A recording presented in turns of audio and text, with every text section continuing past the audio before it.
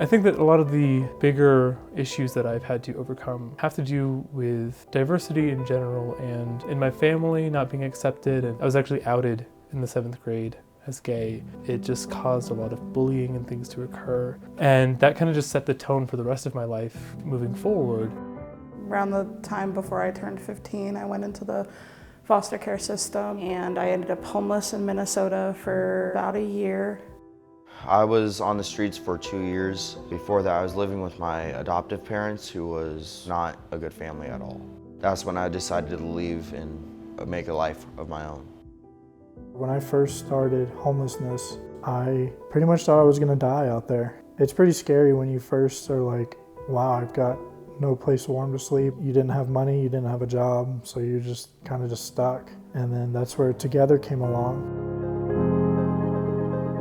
Basically, when I got to the source, it was a relief that they took me in, because being on the streets is like a real thorn in my side. I have neuropathy, I have diabetes, so they helped me with those resources. It feels like family here. We are here to build strong rapport with these young people and really walk alongside them. And so that might look like something as simple as playing a game of chess, and then in the process, we're discussing like, okay, what are your goals? Where do you see yourself? I've realized now, like with the supportive housing and like being able to move out from here and be able to be supported everywhere, it's a great opportunity, because I wouldn't really know where I would be at right now if I hadn't ever heard of this. I've been housed for 1 month. It was very overwhelming that there's people out there that actually care that you're doing well. They want you to succeed, they want you to feel comfortable, they want you to get in the habit of paying your rent, getting your own groceries, staying on top of bills. It really impacted my life in a way that pretty much changed it. I've been housed a little over 5 months now.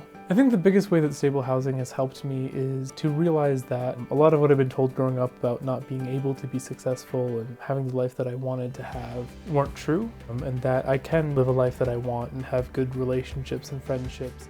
I'm really into like doing the art groups that we have. I also enjoy going to the LGBTQ group. It's comforting and it feels like safe.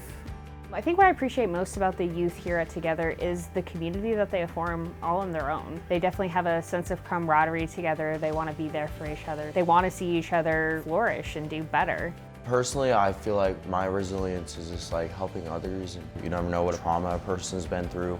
I'm always there for other people. I want to be able to help others the way I've been helped, because these guys have always been here for me.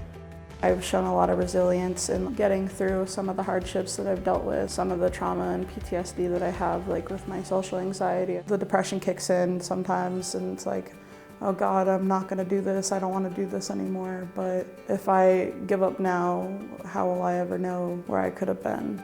You're able to see these young people transition from some of the most tough circumstances into safe situations, and it's really remarkable. If I were to say that I have any goals for the future, it would be to continue being housed. I want to travel more.